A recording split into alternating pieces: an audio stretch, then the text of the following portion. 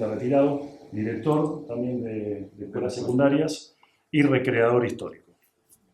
Así que el tema tuyo, Leyenda negra. que lo mencionó recién Eduardo, simplemente vamos a hacer una presentación del tema. Sí, y tengo como 10.000 hojas, pero lo voy a hacer más cortito porque ya el tiempo también está bien. medio acelerado. El tema de la leyenda negra, ¿por qué todos estos temas en realidad? Es la monarquía católica española, los tercios, que por ser católicos es como se manejaban, no eran un ejército profesional, era el enganche, se levantaba bandera de enganche y la gente se enganchaba, como dijo Eduardo.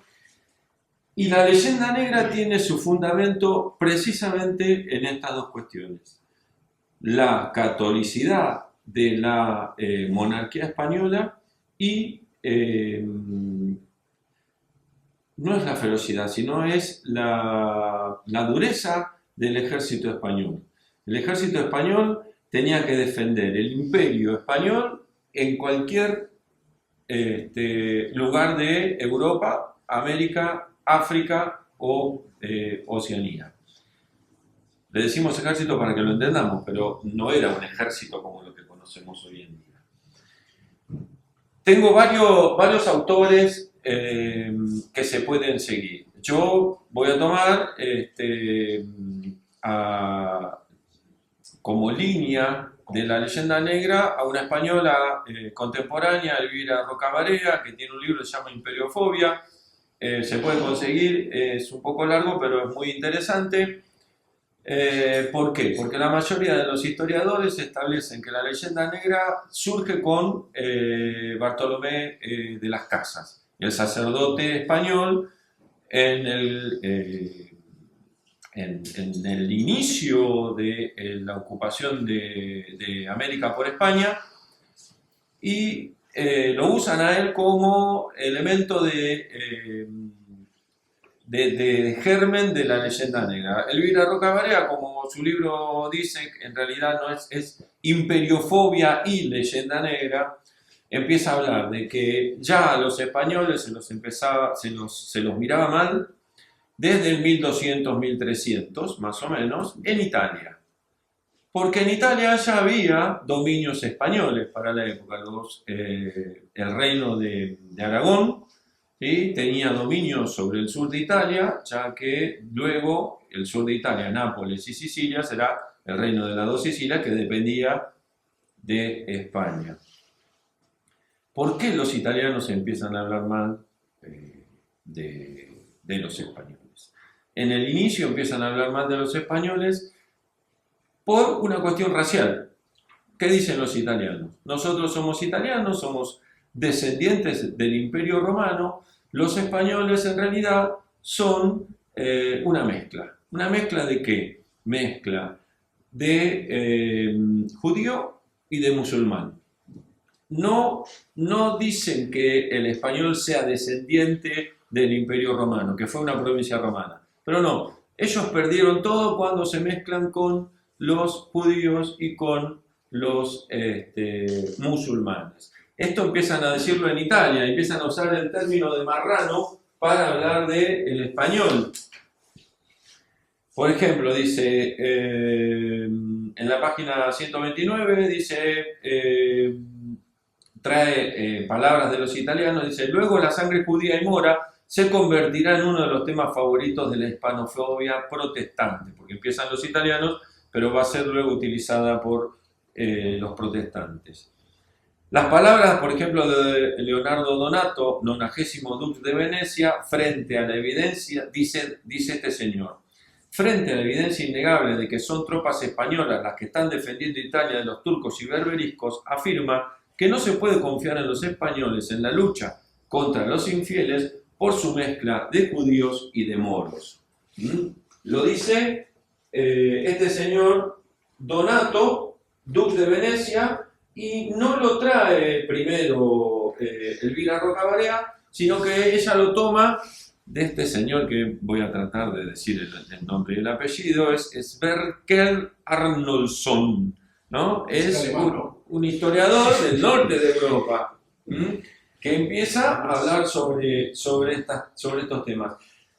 Fíjense cómo es, Eduardo lo decía, la propaganda. ¿Qué quedó? Que es España la que no es confiable. Pero sin embargo, si nosotros nos remitimos a la batalla de Lepanto, ¿sí? La estructura de la batalla de Lepanto es un cambio hacia la modernidad en el uso de las flotas y en el uso de la infantería embarcada. Pero hay un cambio esencial.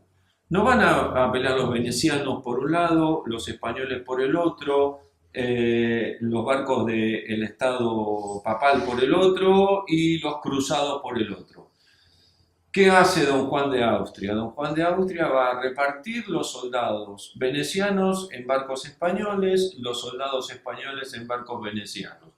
Porque él no confiaba en los venecianos y él no confiaba en los soldados de los estados pontificios o de los cruzados. Porque generalmente cuando se la veían medio difícil, se iban. ¿Y quiénes se quedaban solos?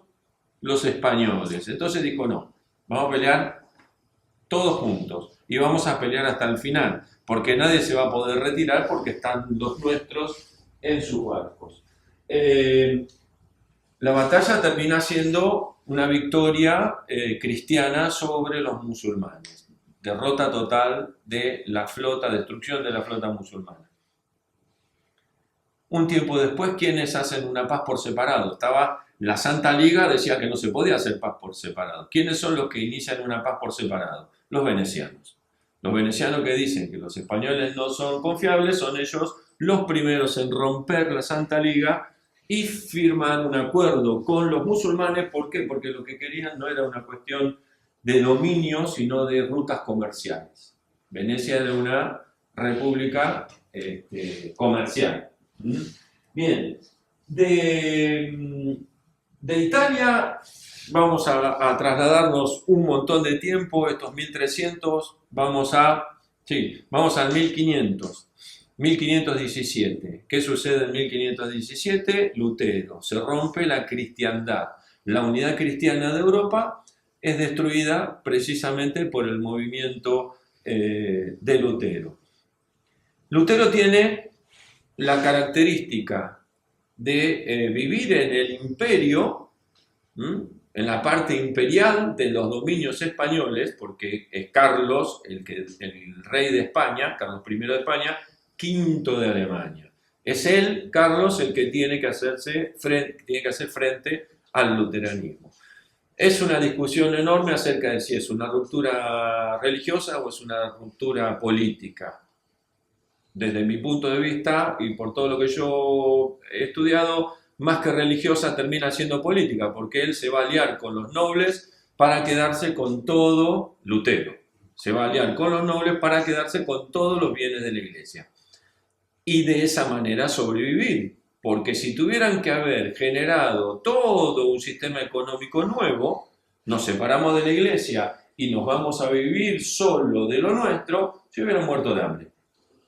Lo que estaba funcionando eran los campos de cultivo de los monasterios y de la tierra señorial de la iglesia o de los señores feudales católicos, nos vamos a quedar con eso y con eso vamos a sobrevivir. Pero ¿qué es lo político en esta ruptura?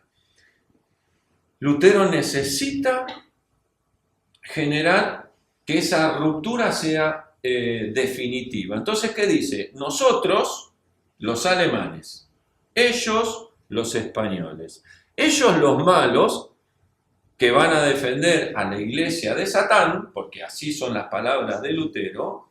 El Papa es Satán, el Papa es el diablo, la iglesia es la prostituta de Babilonia.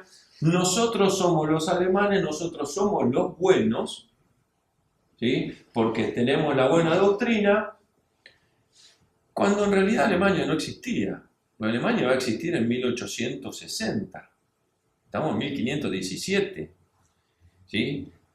Y toda la ruptura política lleva Toda la ruptura religiosa lleva a una ruptura política, que quiero ver si encuentro, porque lo tengo por acá, que es el germen de las dictaduras europeas del siglo XX.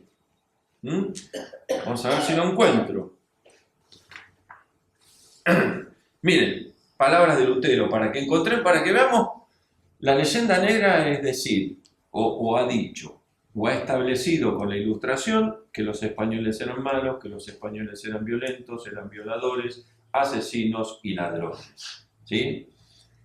¿Qué dice Lutero con respecto a los campesinos? Esto es un manifiesto de Lutero a los señores feudales luteranos, ¿sí? Para que tengan la siguiente actitud con los campesinos. Lutero dice, contra las hordas asesinas y ladrones, está señalando a los campesinos como asesinos y ladrones, Lutero dice, mojo mi pluma en sangre. Sus integrantes deben ser aniquilados, estrangulados, apuñalados en secreto o públicamente. En secreto o públicamente. Por quien pueda hacerlo como se mata a los perros rabiosos. Entonces, Lutero está diciendo que los campesinos que querían tener su propia tierra y por eso están haciendo la revolución, debían ser asesinados como perros rabiosos. Voy a seguir más adelante. Lo que sí hace Lutero, que es lo que dijo también Eduardo, es la utilización de la propaganda. La propaganda nace acá a través de los panfletos. Se utilizan muchos panfletos y el idioma y el vocabulario utilizado en los panfletos es el idioma y el vocabulario para aquel que es el que no tiene educación. No tiene ninguna educación. Por eso el idioma debe ser muy bajo y muy poco texto. Es la imagen la que se utiliza. Mucha imagen, poco texto. ¿Qué debemos hacer nosotros, los cristianos, con los judíos? Esa gente rechazada y condenada. Debemos, dice Lutero, primeramente, prenderlo fuego a sus sinagogas y escuelas, sepultar y cubrir con basura todo aquello a lo que no prendamos fuego, para que en ningún hombre vuelva a ver en ellos piedra o ceniza. Frente a estas palabras de Lutero, ¿sí?, dice el filósofo alemán Karl Jasper, en Lutero se encuentra ya el programa nazi reunido. No lo dice un católico. Bueno, sí, era católico Jasper, el profesor. Usted era el doctor, por eso le pregunté a usted. Bueno, no me acuerdo si era católico o no, era alemán. Y Jasper es 19... Tampoco se acuerda usted. Listo, bueno, no importa. Es mucho tiempo después de Lutero, pero él dice precisamente, no es el único, hay muchos otros que señalan a Lutero como el germen o el iniciador. Por otro lado, en el libro este de Elvira Roca Barea, ustedes pueden encontrar un afiche de propaganda de las elecciones de 1933, en donde Hitler dice, nosotros somos los buenos alemanes, como Lutero. Nosotros somos los buenos alemanes como Lutero. Bien, lo otro que se usa contra España es la Inquisición. Yo le voy a leer solamente los datos de un inquisidor español, Alonso de Salazar. Lo mandan al norte de España porque había persecución contra las brujas. Y entonces llega e investiga y dice, no hubo brujos ni embrujados hasta que se empezó a hablar del tema. No hubo brujos ni embrujados hasta que se empezó a hablar del tema. Y él escribe, porque es filósofo, es teólogo y es doctor en Derecho, escribe lo siguiente. Sostiene que el aspecto demoníaco de los hechos era irrelevante. O sea, no se podía utilizar el concepto de bruja para juzgar a alguien. Y que lo que había que juzgar eran los hechos mismos. Si alguien le tira un tiesto a un prójimo y le abre la cabeza, Es este el hecho positivo que hay que considerar. Si el autor o la víctima creen que esto ha sucedido por alguna intervención del demonio, el inquisidor no puede entrar a juzgar lo que uno u otro crea en su imaginación, sino el hecho en sí. Búsquese siempre en los hechos cuerpo manifiesto de delito conforme a derecho y no se vaya a probar caso, muerte ni daño que no ha acontecido. No tengo por acá, sí, creo que sí lo tengo, y con esto terminar. Bueno, por ejemplo, dice Henningen, otro historiador del norte de Europa, protestante, en Europa fueron quemadas 50.000 brujas. La mitad de esas 50.000 las quemaron en la Alemania protestante, 25.000. El resto, 4.000 en Suiza, 1.500 en Inglaterra, 4.000 en Francia. ¿Tenemos alguna leyenda negra sobre estas 50.000 personas quemadas en algún lugar de Europa? No, no se habla, no se conocen. ¿Saben por qué no se conocen? Porque las quemaban simplemente porque alguien decía bruja. La agarraban, la llevaban a la plaza y la quemaban. No había juicio, no había derecho a defenderse. En el mismo periodo, en Europa, en España, el Santo Oficio, la Inquisición, juzgó a 27 personas. Nada más. Pero condenadas a muerte. En este caso dice que son 27. 27 condenadas a muerte. 27. Pero ¿qué pasa? El Santo Oficio no te juzgaba solamente por alguna cuestión religiosa. El Santo Oficio toma casos de perversión, prostitución, robo, falsificación, tráfico de ganado, de caballos. O sea, en todos esos casos intervenía el Santo Oficio. Henningen, Abronson, Elvira Roca Barea te pueden demostrar que la Inquisición no torturaba, porque estos señores que decían, con la tortura no hay una verdad en lo que dicen torturado, porque lo estamos quemando. ¿Quién usaba la tortura? En la justicia común. Y todo eso que nosotros vemos como fotos dentro de estos son los elementos de tortura de la Santa Inquisición, en realidad era lo que usaba el rey para torturar, no la Inquisición. Y después, en América, ¿cómo puede un imperio, ¿sí?, ser negativo para un continente cuando en ese continente fundó 33 universidades?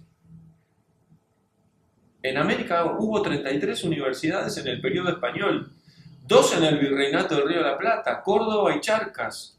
El 99% de aquellos que llevaron adelante la independencia en el Congreso de Tucumán se habían recibido en la Universidad de Córdoba o en la de Charcas. Eran todos doctores en algo, filosofía, teología, derecho.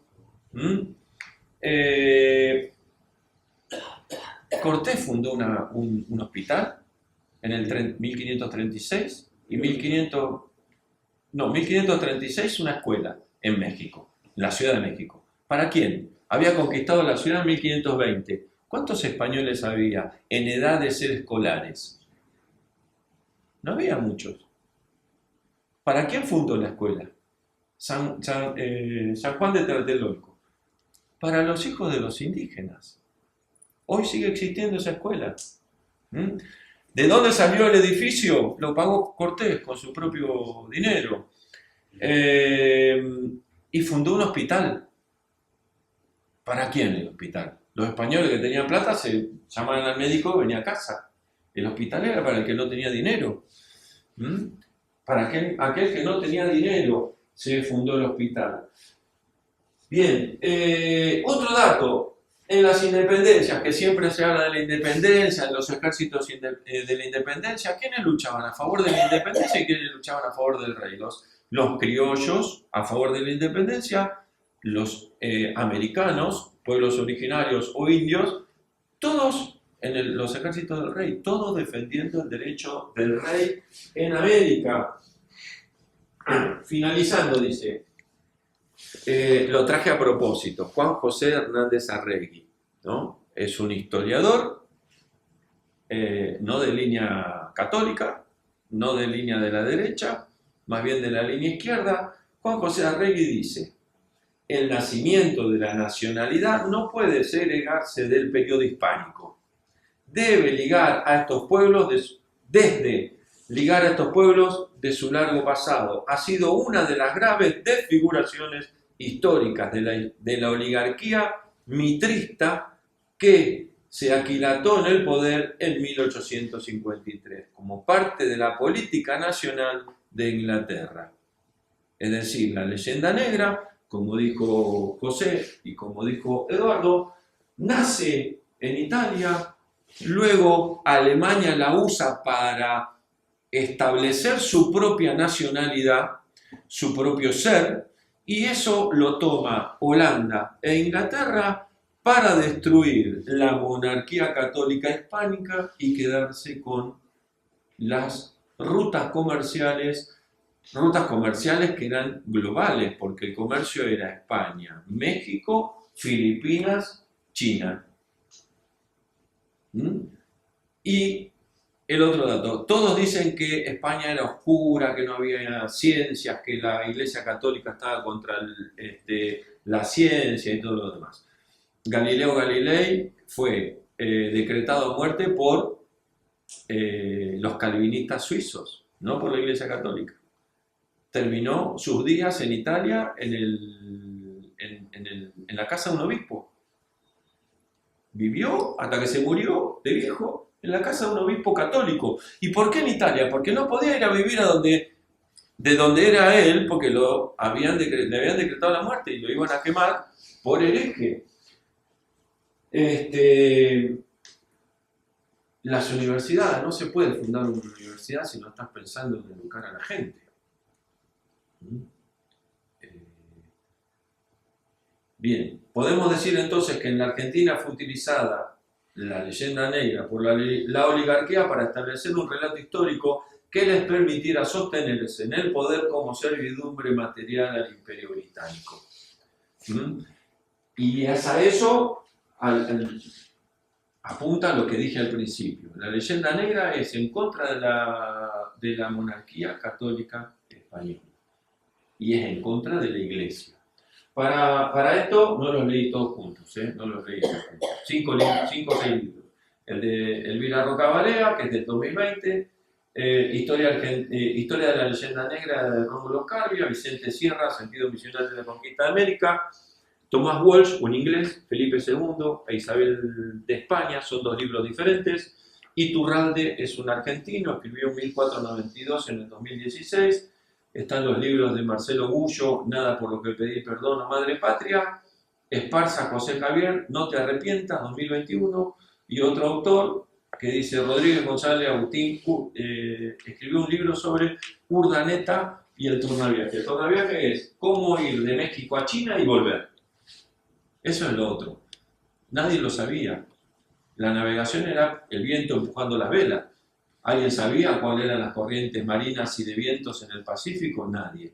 Este señor Urdaneta, religioso español viviendo en México, hizo los cálculos matemáticos y dijo, hay que ir hacia allá. Y encontraron el viento en China y volvieron a México.